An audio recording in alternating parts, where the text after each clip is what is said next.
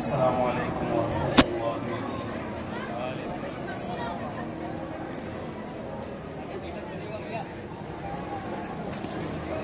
اعوذ باللہ من الشیطان اللعین الرجیم بسم اللہ الرحمن الرحیم الحمد للہ رب العالمین بارئ الخلائق اجمعین والصلاة والسلام علی اشرف الانبیاء والمرسلین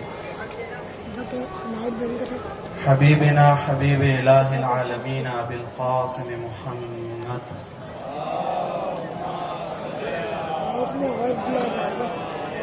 وعلى آله الطيبين الطاهرين المعصومين المنتجبين سيما بقية الله في الأرضين أما بعد فقال الإمام حسين بن علي عليهما السلام لا والله يا ابن عمي لا فارقت هذا الطريق أبدا أو أنظر إلى أبيات مكة أو يقضي الله في ذلك ما يحب ويرضى درود پڑھیے محمد وعلى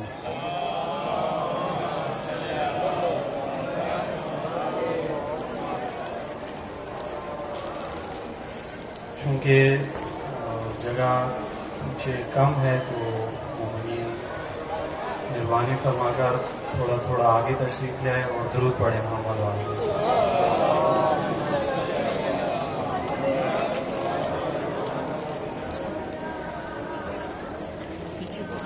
شب عاشور ہے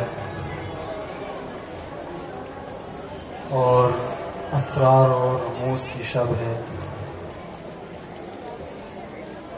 اصحاب حسین ابن علی علیہ السلام کے لیے درود پڑھے محمد وعلى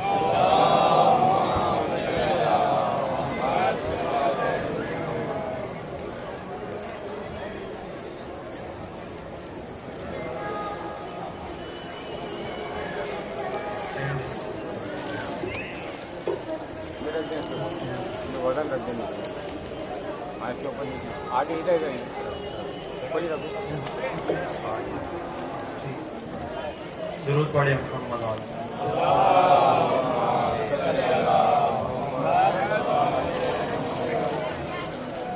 قیام امام حسین علیہ السلام بیداری اور یزیدیت کے خلاف آواز اٹھانے کی تحریک موضوع گفتگو ہے اور آپ کی خدمت میں امام علیہ السلام کا فرمان نورانی کہ امام نے مسلم ابن عقیل کے مشورے کے جواب میں ارشاد فرمایا.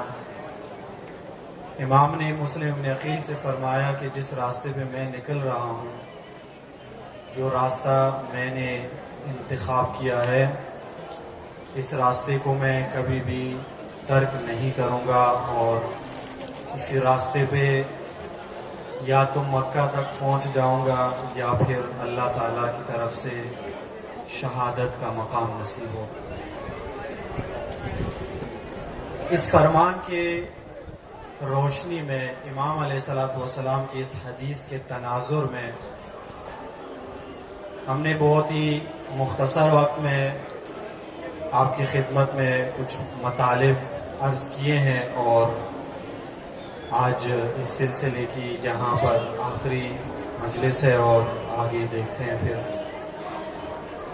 قیام کربلا اور قیام عاشوراء اور امام حسین علیہ السلام کا یہ اقدام امام نے مدینہ سے شروع کر کے مختلف مراحل سے اس قیام کو گزارا اور اس قیام کے مرحلہ بے مرحلہ امام نے ساتھ ساتھ اس قیام کی وضاحت بھی کی، تفسیر بھی کی امام نے کہ میں کس لیے نکلا ہوں، کہاں پہ جا رہا ہوں اور چاہتا کیا ہوں. امام نے ہر جگہ وضاحت کی.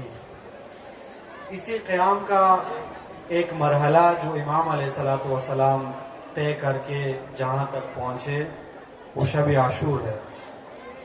شب عاشور ایک رات نہیں ہے، کچھ گھنٹوں پر مشتمل ایک شب نہیں ہے، بلکہ کربلا کی تحریک کا ایک بہت ہی اہم مرحلہ ہے، بہت ہی اہم مرحلہ ہے. اسرار کی شب ہے، رموز کی شب ہے اور ایک بہت بڑے مارکے کی آمادگی کی شب ہے، کربلا کا ایک مرحلہ ہے۔ لیکن ان تمام مراحل کا نتیجہ، تمام تر مراحل کا فلسفہ، تمام تر مراحل کا مقصد اور ہدف کیا ہے؟ آپ کی خدمت میں عرض کیا تھا کہ بیداری ہے، غفلت سے اٹھنا ہے، لا تعلقی سے باہر نکلنا ہے، اور وقت کے طاغوت کے خلاف نبرد کے لیے تیار ہو جانا ہے۔ یہ کربلا کا مقصد ہے، یہ عاشورہ کا ہدف ہے۔ قرآن کریم نے قیام کا لفظ بہت زیادہ مقامات پہ استعمال کیا ہے، احادیث میں بھی قیام کا لفظ آیا ہے، اور دین کے اندر قیام کا ایک بہت بڑا معنی ہے، بہت بڑی تفسیر ہے قیام کی، جیسا کہ آپ قرآن کی آیات میں پڑھتے ہیں اور سنتے ہیں، تلاوت کرتے ہیں۔ خدا متعال نے قرآن کریم میں ہم سے، آپ سے، مومنین سے، مسلمین سے، بندوں سے، انسانوں سے ایک کام طلب کیا ہے۔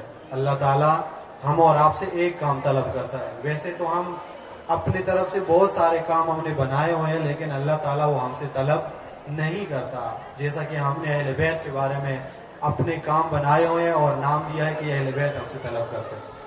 اہل بیت تو وہ کام ہم سے طلب نہیں کرتے۔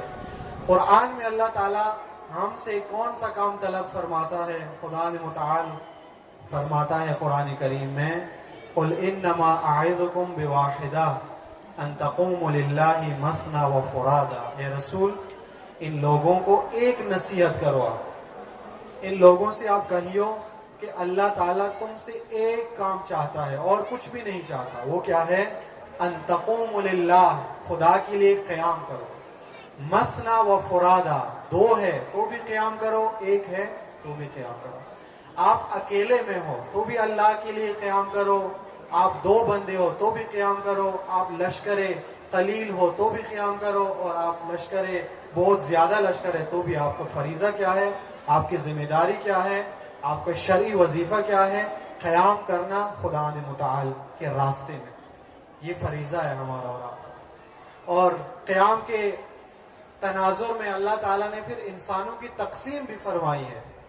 ہماری نگاہ میں ہر انسان، ہر بندہ برابر ہے، جمہوریت میں ہر بندہ برابر ہے، فاسق اور فاجر، مومن اور منافق، کافر اور بائیمان انسان برابر سمجھا جاتا ہے۔ لیکن قرآن کی نگاہ میں، دین کی مکتب میں ہر انسان برابر نہیں ہو سکتا۔ قرآن فرماتا ہے کہ فضل اللہ المجاہدین علی القاعدین، خدا نے متعال نے افضلیت عطا کی ہے، خدا نے متعال نے بلند مرتبہ عطا کیا ہے ان لوگوں کو جو اللہ کے راستے میں جہاد کرتے ہیں، کوشش کرتے ہیں، ان لوگوں کے اوپر جو دن رات بیٹھے رہتے ہیں، جو دن رات اپنے روزمرہ کے امور میں مشغول ہوتے ہیں۔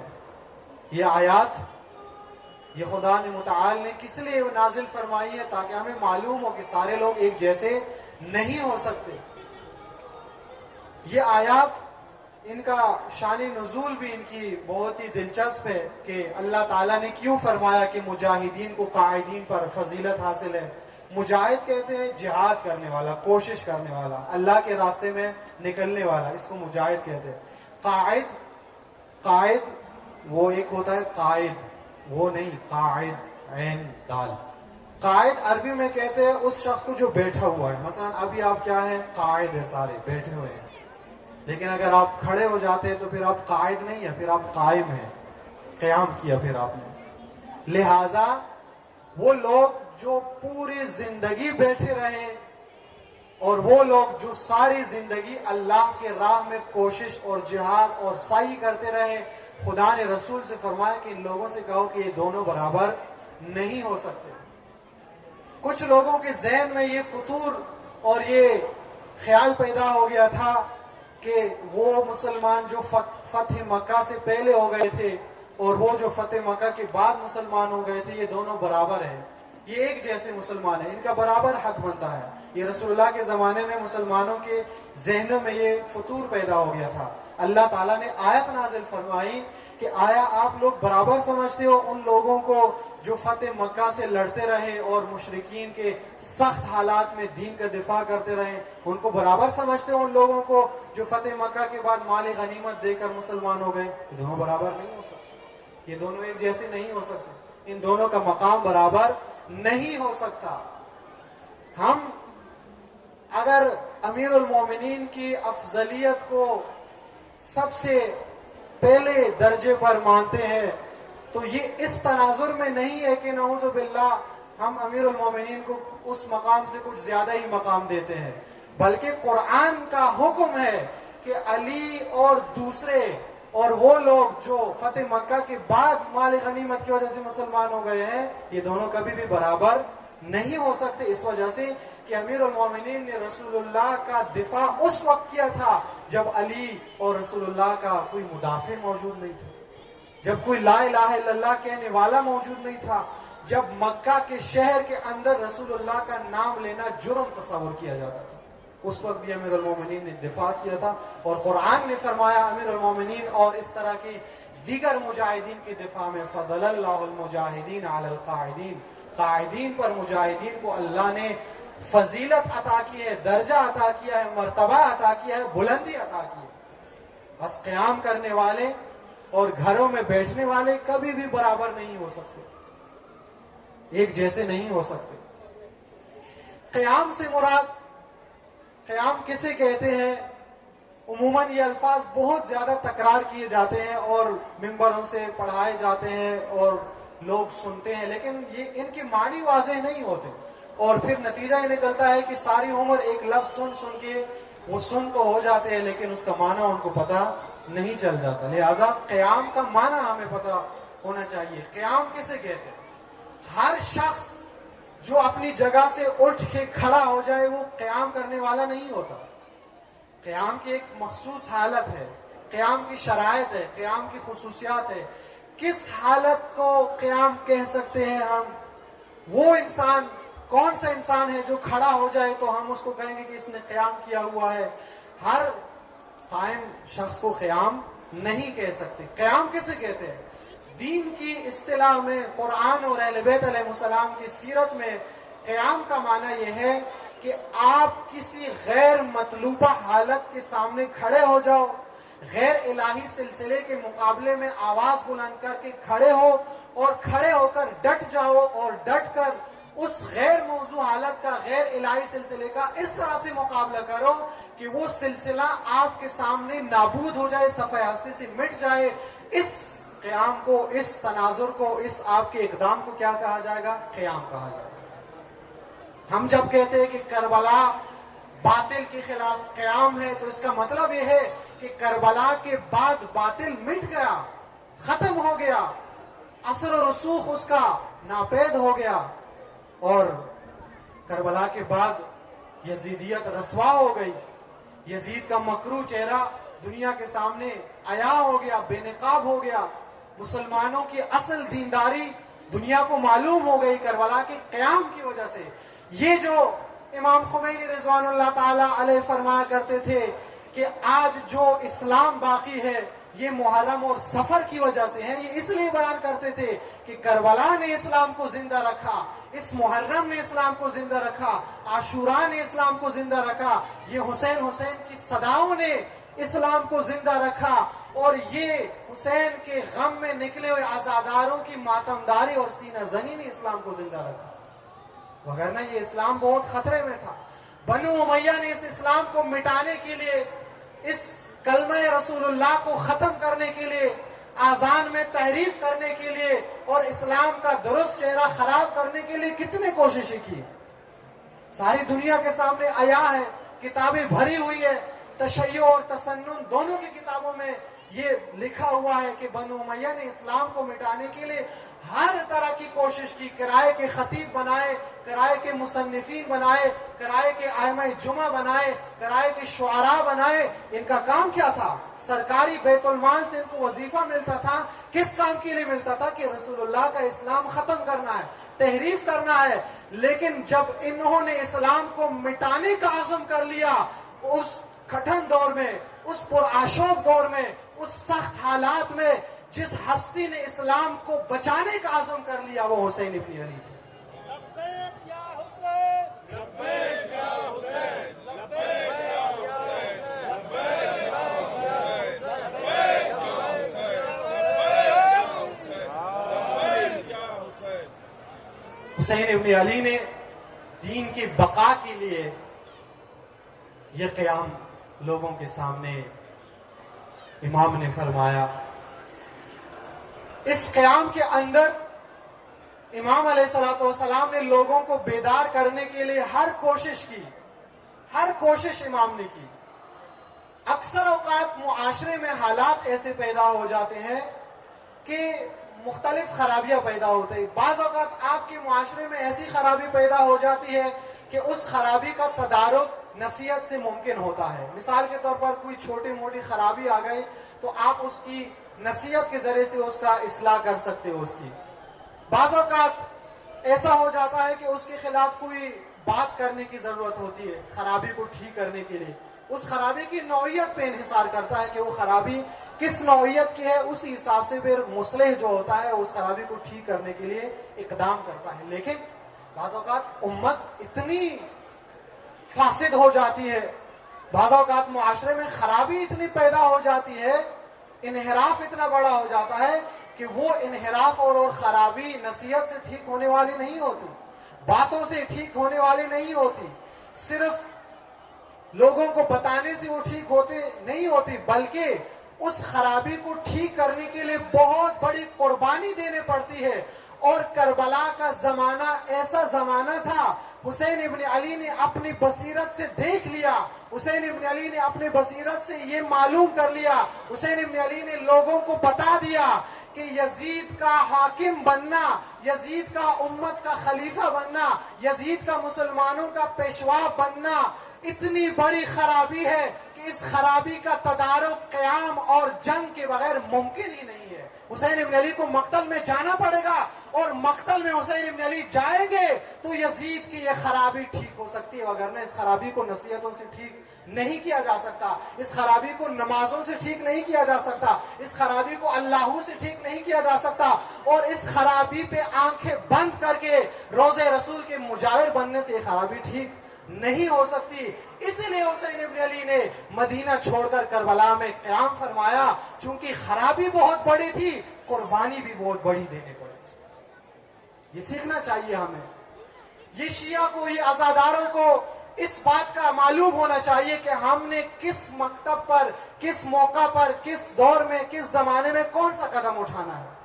کون سا زمانہ ہمارا بنتا ہے کہ جس میں ہم نے خاموش رہنا ہے, کس زمانے میں ہم نے بات کرنی ہے, کس زمانے میں ہم نے کون سا کام انجام دینا ہے. ہمیں یہ معلوم ہونا چاہیے, ہم کنفیوز نہ ہو. آج افسوس ہوتا ہے ان لوگوں پر جو امیر المومنین کے پیروکار ہونے کا دعویٰ کرتے ہیں, جو حسین ابن علی کے عزادار ہونے کا دعویٰ کرتے ہیں, لیکن جب میدان عمل کی بات آتی ہے تو سارے کنفیوز نظر آتے ہیں. یہ سارے کنفیوز کیوں نظر آتے ہیں؟ اگر کسی نے اس زمانے میں کنفیوژن میں رہنا ہے تو ان لوگوں نے رہنا ہے جن کا امام علی نہیں ہے, جن کا مکتب کربلا نہیں ہے, جو عزاداری کو برپا نہیں کرتے, جو لوگ امیر المومنین کو اپنا امام مانتے ہیں, جو لوگ حسین ابن علی کو ابو الاحرار مانتے ہیں, جو لوگ کربلا کو اپنا قبلہ شعور مانتے ہیں, وہ کیوں کنفیوز نظر آتے ہیں؟ آج تعجب ہوتا ہے ان لوگوں کے اوپر. یہ لوگ کیوں کنفیوز ہے آج, کیوں ہمیں معلوم نہیں ہوتا؟ بہت سارے لوگ اکثر سوال بھی کرتے ہیں ہمارا فریضہ کیا بنتا ہے. اگر آپ کو ابھی تک یہ معلوم نہیں ہے کہ میرا فریضہ کیا بنتا ہے تو آپ کربلا کے لشکر سے پیچھے رہ گئے ہیں. غور کرو اپنے اس رویے کے اوپر, اپنی زندگی کے اوپر. ممکن ہے آپ کی زندگی کے بہت سارے سال گزر گئے ہو, آدھی عمر آپ کی گزر گئی ہو. آپ اپنی زندگی پر غور کریں کہ آج بھی اگر میں اپنی ذمہ داری کو مشخص نہیں کر سکا تو گویا میں لشکر حسین ابن علی سے عقب میں بھی, گویا میں پیچھے رہ گیا. آج شب عاشور ہے, آج شب حسین ابن علی کے لشکر میں نام لکھوانے کی شب ہے. آپ کو معلوم ہے, بیداری کی شب ہے آج. سب سے افضل عمل جو آج کی شب کی ہے, وہ عمل کیا ہے آج کی شب کا؟ وہ بیداری ہے. لیکن نہ صرف آنکھوں کی بیداری, نہ صرف یہ کہ بس رات سے فجر تک سونا نہیں ہے, اتنی بیداری کافی نہیں ہے. شعور کی بیداری کی ضرورت ہے. دل بیدار ہونا چاہیے آج کی رات, روح آپ کی بیدار ہو آج کی رات, سوچ آپ کی بیدار ہو آج کی رات, اور آج کی رات آپ کا فیصلہ بیدار ہو. اگر آج کی رات آپ فیصلہ کرنے پہ قادر نہیں ہو سکے تو یقین جانیے کل عاشور کا دن ہے، لشکر حسین ابن علی سے رہ جاؤ گے، اور جو لشکر حسین ابن علی سے رہ گیا وہ زمانے میں کبھی بھی فلاح نہیں پا سکتا، وہ کبھی بھی نجات نہیں پا سکتا، اس کو کبھی بھی زمانے میں عروج اور سعادت اور عزت نصیب نہیں ہو سکتی۔ شب عاشور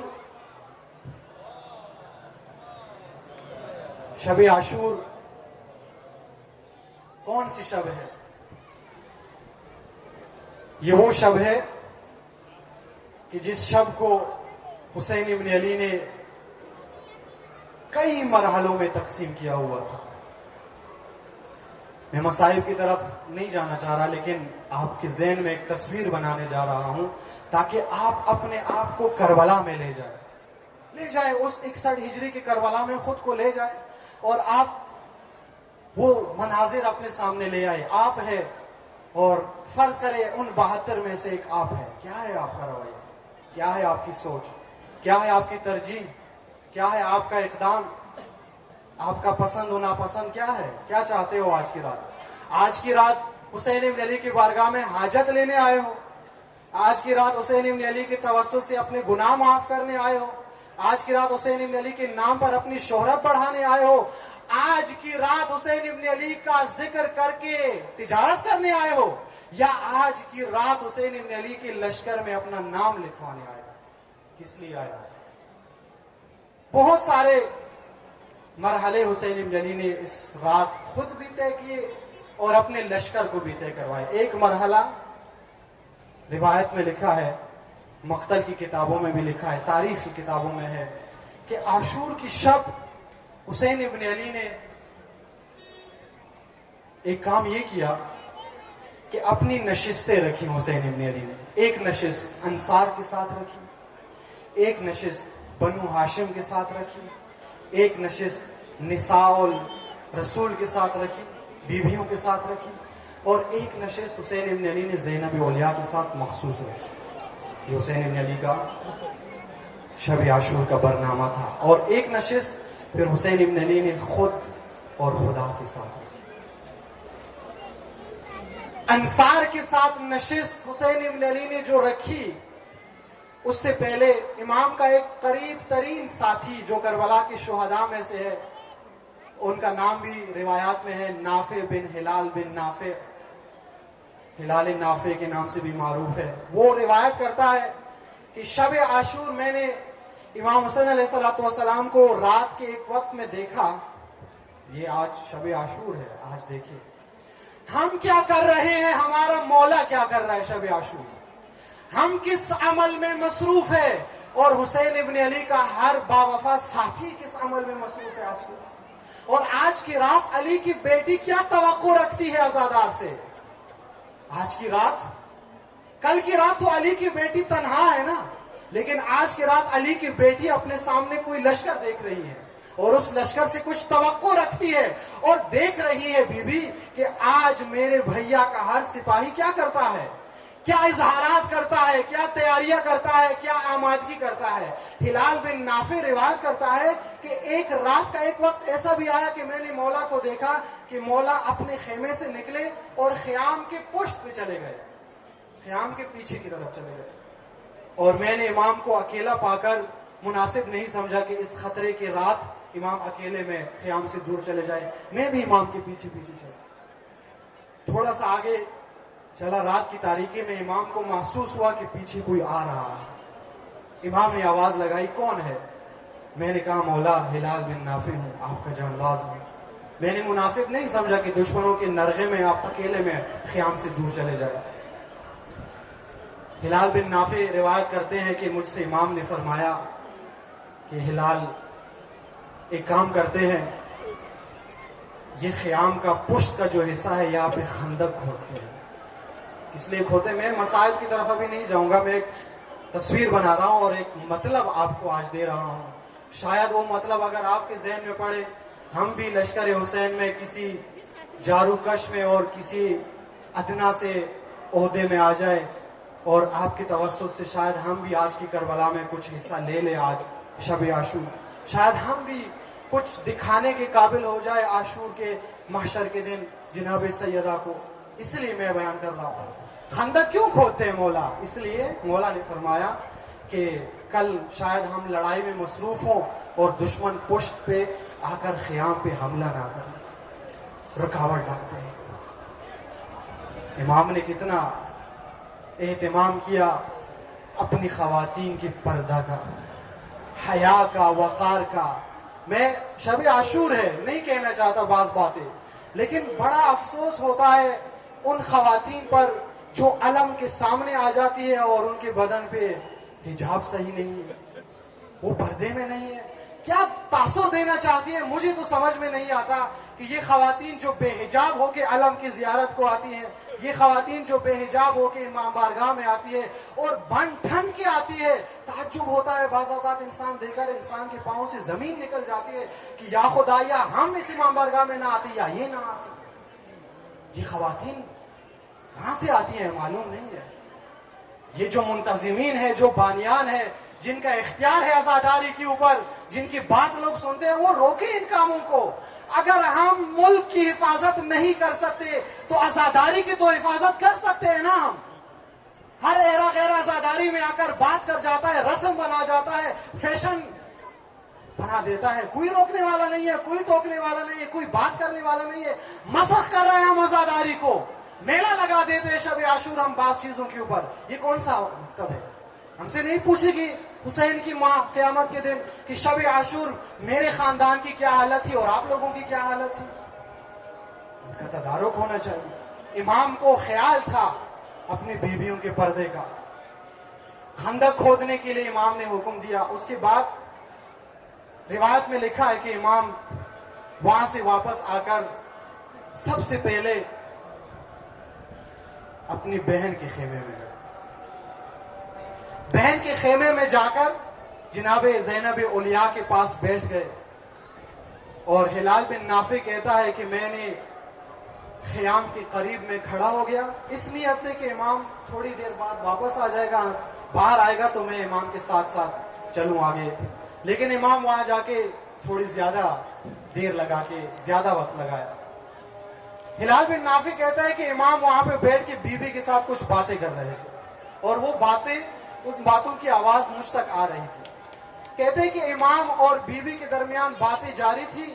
ان باتوں میں بیوی نے حسین سے ایک بات کہی۔ کیا بات کہی؟ زینب کبریٰ نے حسین ابن علی سے کہنے لگی، بھیا یہ جو 72 آپ کے پاس آئے ہیں، یہ جو 72 آج شب عاشور ہمارے خیام کے ارد گرد خیمہ زن ہے، ان کا امتحان بھی لیا ہے، ان کو آزمایا بھی ہے۔ کل ایسا تو نہ ہو کہ علی کی بیٹی تنہا رہ جائے اور یہ دفاع ہی نہ کر سکے۔ ہلال بن نافع نے یہ بات سن لی، ہم نے بھی سن لی یہ بات، ہلال بن نافع نے بھی سن لی یہ بات۔ ہلال بن نافع نے جب یہ بات سن لی، ہلال بن نافع لرز اٹھا، کانپ اٹھا، اور روایت کے الفاظ ہے کہ دوڑتا ہوا حبیب بن مظاہر کے خیمے میں، حبیب بن مظاہر کے خیمے میں آیا، حبیب سے کہنے لگا۔ روایت میں لکھا ہے کہ حبیب اس وقت اپنے خیمے میں بیٹھا ہوا تھا، اور حبیب کا غلام تلوار کو تیز کر رہا تھا، اور حبیب کچھ اشعار پڑھ رہا تھا، اور اپنے آپ سے کہہ رہا تھا کہ کل اپنے مولا پر کیسے اپنی جان وار کروں گا، سب سے پہلے جاؤں گا، فریاد کر رہا تھا۔ ہلال بن نافع اندر گیا، دوڑتا ہوا گیا۔ حبیب نے پوچھا، ہلال کیا ہو گیا ہے؟ حملہ ہو گیا ہے؟ کوئی مشکل آئی ہوئی ہے؟ ہلال نے کہا، حبیب ایسے کوئی بات نہیں ہے، لیکن میں نے علی کی بیٹی کی ایک بات سنی ہے جو حسین ابن علی سے فرما رہی تھی۔ ہلال کیا سنا ہے؟ میں نے سنا کہ علی کی بیٹی حسین ابن علی سے فرما رہی تھی کہ مولا اپنے انصار کو آزمایا بھی ہے کہ ایسے ہی بٹھایا ہوا ہے یہاں پہ۔ حبیب نے جب یہ بات سنی، ہلال سے کہنے لگا، ہلال ندا دو حسین کے خیام کے ارد گرد جتنے انصار ہیں سب خیمہ زینب کے سامنے جمع ہو جائے، سب کو جمع کر۔ رات کی تاریکی میں ابھی عاشور کی صبح نہیں ہوئی ہے، ابھی عاشور کا دن نہیں آیا۔ حبیب ابن مظاہر نے سارے انصار کو جمع کیا، شور کی عالم میں حسین کے خاندان والے بھی باہر آ گئے. حبیب نے اعلان کیا بنو ہاشم اپنے اپنے خیموں میں چلے جائے. یہ انصار کا معاملہ ہے. علی کی بیٹی کو انصار کے وفا پہ اعتماد نہیں ہے. اور عزاداروں جب سارے انصار جمع ہو گئے, حبیب بن مظاہر آگے آئے اور کہنے لگے اے علی کی بیٹی, اور اپنے قاصد سے کہنے لگے اے قاصد, اے ابوالفضل علمدار, جا کے زینب اولیاء کو حبیب کا پیغام دینا کہ ابھی رات کی تاریکی میں جہاد کی اجازت دے دے. ہم اس رات کو صبح میں بدلنا نہیں چاہتے. عزاداروں آج عاشور کی شب ہے. ہم اور آپ بھی حسین ابن علی کے ماننے والے ہیں.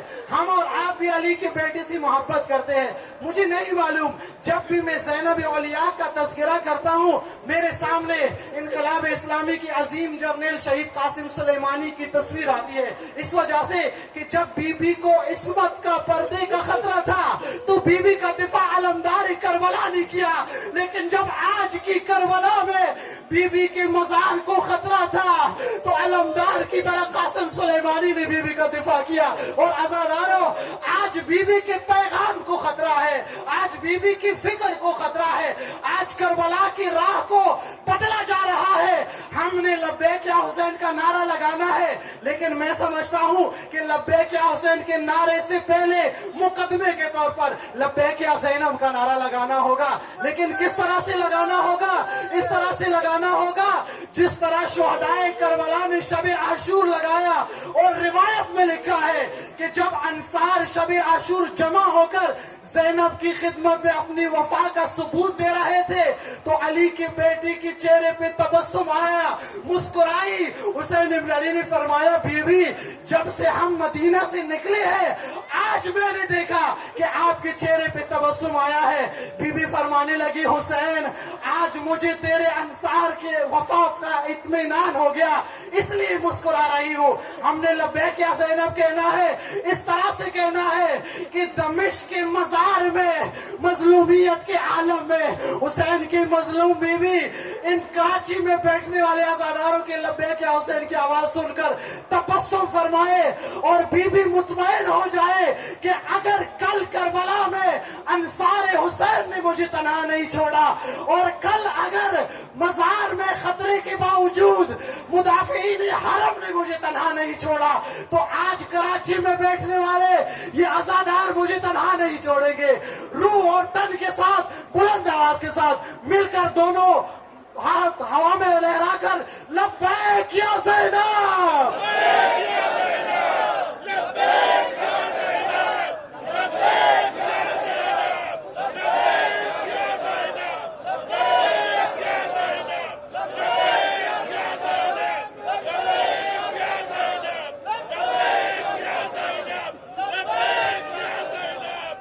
یہ لبیک یا زینب, یہ لبیک یا زینب یہ زبان سے اظہار کر کے اس پر عمل بھی کرنا ہے. شب عاشور لبیک یا زینب لگانا, یہ نعرہ بلند کرنا بہت بڑا معنی رکھتا ہے. یعنی آپ آج لبیک یا زینب کہتے ہیں, یعنی آپ دنیا کو بتانا چاہتے ہیں کہ اگر آپ یزید سے بھی بدتر لشکر جمع کرو ہم زینب اولیاء کے راستے سے ہٹنے والے نہیں ہیں. زینب اولیاء کا راستہ کون سا ہے کہ اگر آپ کے قبیلے کے سارے افراد بھی شہید ہو جاتے ہیں تو امامت و ولایت کا راستہ نہیں چھوڑنا, کربلا کا راستہ نہیں چھوڑنا اور اہل بیت علیہ السلام کا مکتب نہیں چھوڑنا. اور اگر آپ کو شہر بے شہر پھرایا جائے, آپ کے ہاتھوں کو رسیوں میں جکڑا جائے, لیکن یزید کے سامنے سر نہیں جھکانا, یہ لبیک یا زینب ہے. اور عزاداروں یہ لبیک یا زینب کہنے کے بعد ابھی ہم اس قابل ہو گئے ہیں کہ عاشور کی صبح ہو جائے. جب عاشور کی صبح ہو جائے گی تو عاشور کی صبح کیا کرنا ہے؟ اب لبیک یا حسین کہنا ہے. لیکن آپ کو معلوم ہے لبیک یا حسین کہنے کا مطلب کیا ہے؟ لبیک یا حسین کہنے کا مطلب یہ ہے کہ اے حسین ابن علی, اگر آپ کے آواز پر مکہ والے گھروں سے نہیں نکلے, اگر آپ کی آواز پر مدینہ والے گھروں سے نہیں نکلے, اگر آپ کی آواز پر حجاز و بصرہ و کوفہ والے نہیں نکلے, اے حسین ابن علی اگر آپ کی آواز سن کر اطراف کربلا میں رہنے والی آبادیاں نہیں نکلی تو آج 1400 سال بعد آپ کے فرزند امام عصر کی آواز پر نکلنے کے لیے ہم تیار ہیں. اس طرح سے لبیک یا حسین کہو. تجدید عہد کرنا ہے آج آپ نے, وہ عہد جس کی تلاش میں حسین ابن علی نکلے تھے. آپ کو معلوم ہے حسین ابن علی جب کربلا کے میدان میں تنہا رہ گئے تو حسین ابن علی کو دو چیزوں کی طلب تھی. ایک یہ کہ حسین ابن علی پیاسے بہت تھے, پانی کی طلب تھی, اور دوسرا حسین ابن علی کو ایک طلب اور تھی, وہ یہ کہ حسین ابن علی کا علمدار نہیں رہا تھا, حسین ابن علی کا علی اکبر نہیں رہا تھا.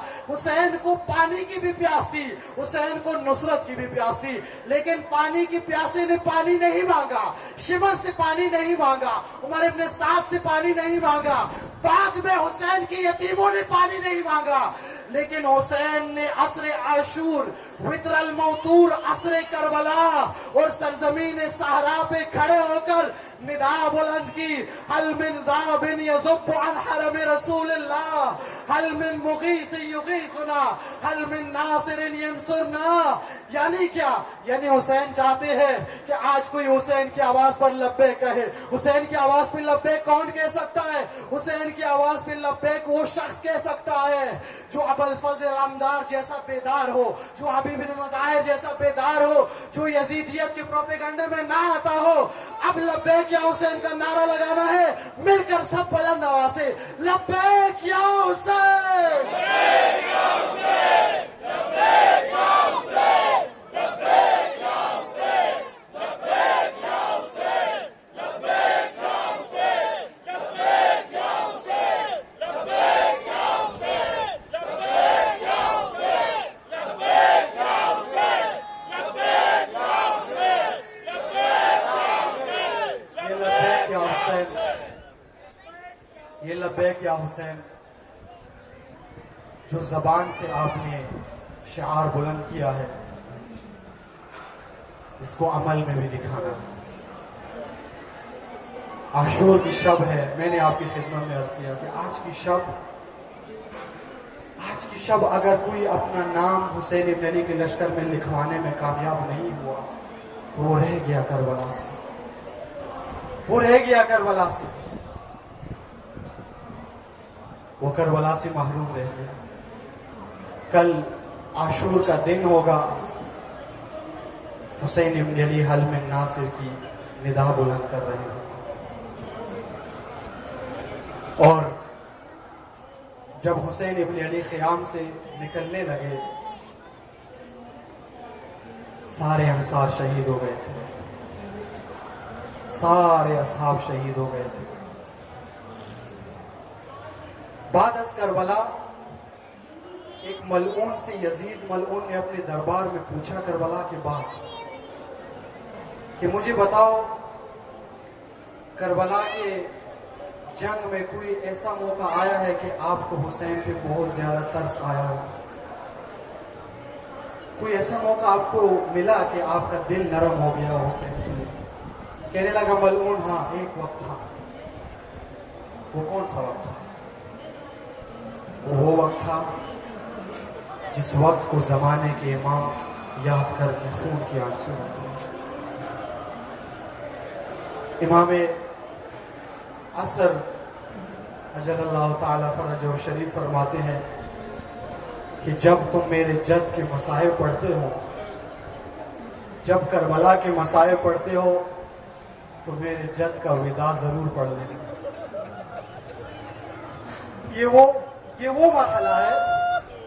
میں شاید آج جملے مکمل نہ کر سکوں, لیکن آپ اس لبیک یا حسین کو بھی دل میں رکھیں, حسین کے خیموں کی تصویر بھی ذہن میں لے آئے, زینب اولیاء کی توقع کو بھی سامنے رکھیں.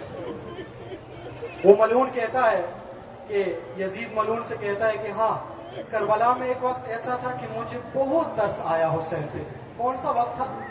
میں نے آپ کی خدمت میں عرض کیا وہ وقت تھا کہ جس کو زمانے کے امام یاد کر کے خون کے آنسو ہوتے ہیں. وہ وقت کون سا تھا؟ وہ ملعون کہتا ہے کہ یزید وہ وقت وہ تھا جب حسین خیام سے آخری وداع کر رہا تھا. میں نے دیکھا کہ خیمے سے ایک چھوٹی سی بچی باہر آئی, ایک چھوٹی سی بچی باہر آئی اور وہ ایک دم سے لپکی اور حسین سے گلے مل گئی, اور حسین سے گلے ملنے کے بعد وہ حسین ابن علی کے گلے میں گلا مل کر فریاد کرنے لگی. اور وہ منظر، یہ لعین کہتا ہے، یہ لعین روایت کرتا ہے جو سامنے ظلم کر رہا تھا، یہ کہتا ہے کہ میں نے دیکھا کہ کربلا کے اطراف میں جتنی مخلوقات تھی سب گریا کر رہی تھی. میں نے دیکھا کربلا میں موجود جانور بھی رو رہے تھے، اور مجھے یوں لگا کہ گویا کربلا کی زمین لرز رہی تھی. وہ کون سا وقت تھا عزادارو؟ وہ وقت وہ تھا جب حسین ابن علی نے خیام سے وداع کرنے کے لیے خیام کا رخ کیا اور مولا نے فریاد بلند کی. کیا فرمایا؟ یا سکینہ، یا فاطمہ، یا زینب، یا ام کلثوم، علیکن منی السلام. حسین کا آخری سلام قبول کر لو بیویو، حسین جا رہے ہیں. عزادارو، تاریخ نے لکھا ہے کہ جب زینب اولیاء نے حسین کی یہ آواز سنی، حسین کے پاس آ کر کہنے لگی واہ حسینہ، واہ محمدہ، واہ علیہ، واہ عباسہ. ایک وقت تھا جب مدینہ میں بابا علی ہمیں چھوڑ کے چلے گئے تھے. ایک وقت تھا جب ماں زہرا چھوڑ کے گئی تھی. ایک وقت ایسا تھا جب بھیا حسن چھوڑ کے گئے تھے. لیکن ان تمام سہاروں کے چلے جانے کے بعد زینب کو دلاسا تھا کہ عباس موجود ہے، حسین موجود ہے. بھیا آپ کے جانے کے بعد زینب کا پرسانے حال کوئی بھی نہیں ہے. آپ مقتل کی طرف جا رہے ہیں اور معلوم ہے صبح سے جو مقتل کی طرف گیا ہے واپس نہیں آیا. اور عزادارو، جب حسین ابن علی نے بیویوں سے وداع کرنا شروع کیا، جب نکلنے لگے تو روایت میں لکھا ہے کہ مولا ذوالجناح پہ سوار ہونے کا ارادہ کرتے ہیں. جب مولا ذوالجناح پہ سوار ہو جاتے ہیں، ذوالجناح پہ سوار ہونے کے بعد ایڑ لگاتے ہیں، لیکن ذوالجناح آگے حرکت نہیں کر رہا. اور حسین مولا اپنے ذوالجناح سے فرماتے ہیں ذوالجناح صبح سے میرے ساتھ لاشیں لا لا کے تھک گیا، تو خستہ ہو گیا، لیکن اتنی وفا کر کہ حسین کو آخری دفعہ مقتل میں پہنچانا، پھر تو آزاد ہے. ذوالجناح نے اپنے آنکھوں سے اشارہ کیا کہ ذرا زمین کی طرف دیکھنا مولا. جب مولا نے ذوالجناح کی زین سے زمین کی طرف دیکھا، ایک چھوٹی سی بچی ذوالجناح کے قدموں سے لپٹی ہوئی ہے اور کیا بیان کر رہی ہے، ذوالجناح میرے بابا کو مقتل میں نہ لے جانا، ذوالجناح میرا بابا تھک گیا ہے، صبح سے لاشیں لا لا کے خستہ ہو گیا ہے. عباس دلاور کا لاشا اٹھایا ہے، علی اکبر جوان کا لاشا اٹھایا ہے. ذوالجناح میرے بابا مقتل میں جانے کے قابل نہیں ہے. اور عزادارو، ذوالجناح سے سکینہ کیا کہتی ہے؟ ذوالجناح اگر تو نے میرے بابا کو مقتل میں لے جانا بھی ہے تو ذوالجناح جب میرے بابا کو زمین پہ اتارنے کی باری آتی ہے تو میرے بابا کو کسی نرم زمین پہ اتارو. ذوالجناح میرے بابا کو کسی نرم زمین پہ اتارنا، میرے بابا کا بدن بہت زخمی ہے. اور عزادارو، حسین ابن علی نے جب چھوٹی سی بچی کا یہ بین سنا تو زین پہ رہا نہ گیا، زین سے زمین پہ آ گئے، چھوٹی سی بچی کو گود میں لیا. اور گود میں لینے کے بعد مولا نے بیوی سے فرمایا سکینہ بیٹھی، عاشور کے دن اتنا گریہ مت کرنا، آپ کے رونے کا مقام کوفہ اور شام کے بازار ہے، وہاں پہ رونا ہے آپ نے، شام غریبہ کو رونا ہے آپ نے، مقتل کے بعد رونا ہے آپ نے. اور عزادارو، میں مختصر عرض کروں گا کہ جب حسین ابن علی خیام سے مقتل میں گئے، مقتل میں جا کر خیام کی طرف حسین کی تکبیر کی آوازیں آ رہی تھی. بہن کو تسلی تھی، ایک ٹیلے پہ جا کے کھڑی ہوئی تھی اور تسلی تھی کہ بھیا زندہ ہے. لیکن ایک دفعہ کربلا کے گودال میں گرد و غبار اٹھنے لگا. کیا گرد و غبار اٹھنے لگا؟ میں اشارہ کروں گا. گرد و غبار اس طرح اٹھنے لگا کہ میرے اور آپ کے مولا سجدے میں گئے ہیں اور قرآن کی آیت تلاوت فرما رہے ہیں. یا ایتھا النفس المطمئنہ ارجعی الی ربک راضیۃ مرضیہ فادخلی فی عبادی وادخلی جنتی. ادھر سے رب کی ندا آئی، ادھر سے حسین نے لبیک کہا. کس طرح سے لبیک کہا؟ خون میں چہرہ لت پت ہے، گردن پہ ضربیں لگ رہی ہے، بدن میں تیر پہ وسط ہے. اور عزادارو، ایک دفعہ امام زمانہ زیارت ناہیہ میں نقل کرتے ہیں کہ ایک دفعہ حسین کے بغیر ذوالجناح نے خیام کا رخ کیا اور بغیر بابا کی ذوالجناح کو سکینہ نے دیکھا تو سکینہ ذوالجناح کے استقبال کے لیے آئی اور فریاد کرنے لگی. کیا فرماتی ہے سکینہ ذوالجناح سے؟ ذوالجناح مجھے معلوم ہو گیا کہ میرا بابا تو نے دشمنوں کے نرغے میں تنہا چھوڑ دیا، لیکن ذوالجناح سکینہ کے چند سوالوں کا جواب دو گے؟ کیا سوالات ہیں؟ ایک سوال سکینہ نے یہ کیا، ذوالجناح جب میرے بابا کو تو زمین پہ اتار رہا تھا تو وہ زمین سخت تھی یا نرم زمین تھی؟ اور دوسرا سوال کیا کیا؟ ذوالجناح جب میرا بابا زین سے زمین پہ آ رہا تھا کسی نے میرے بابا کو پانی پلایا کہ نہیں پلایا؟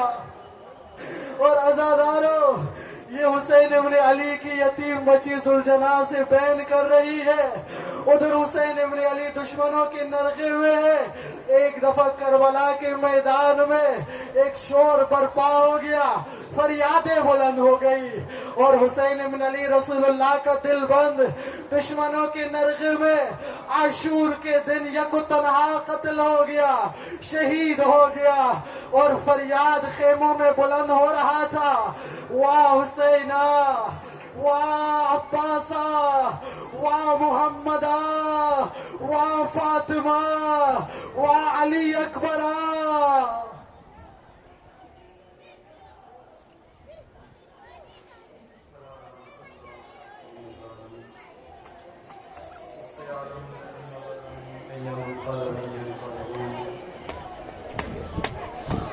وبالحسین کا سب نے کی پڑھی یا اللہ پروردگارہ بحق سید الشہداء بحق زینب اولیاء بحق شہداء کربلا شب عاشور ہے. پروردگارہ ہمیں راہ حسین ابن علی پر چلنے کی توفیق عطا فرما، کربلا و عاشورہ کو حقیقی معنوں میں سمجھنے کی توفیق عطا فرما. پروردگارہ دنیا بھر میں مصروف عمل عزاداروں کی حفاظت فرما، دشمنان عزاداری کو نیست و نابود فرما. پروردگارہ تجھے واسطہ حسین ابن علی کا اس زمانے کے حسین امام زمانہ کی زور میں تعجیل فرما، ہمیں امام کے عوام و انصار میں سے ہونے کی توفیق عطا فرما. پروردگارہ ہمیں حقیقی معنوں میں کربلائی بننے کی توفیق عطا فرما. پروردگارہ مریض ہے، مریضوں کو شفا یابی عطا فرما، مسافرین کا سفر بخیر فرما. پروردگارہ ہمیں اس دنیا میں راہ حسین ابن علی پر چلنے کی توفیق عطا فرما. شب عاشور ہے، دعاؤں کی قبولیت کی شب ہے. اپنی دعاؤں کی قبولیت کے لیے، حاجات کی برآوردگی کے لیے، شہداء کی بلندی درجات کے لیے اور بالخص امام زمانہ کی ظہور میں تعجیل کے لیے تمام عزادار مل کر بآواز بلند درود پڑھیں.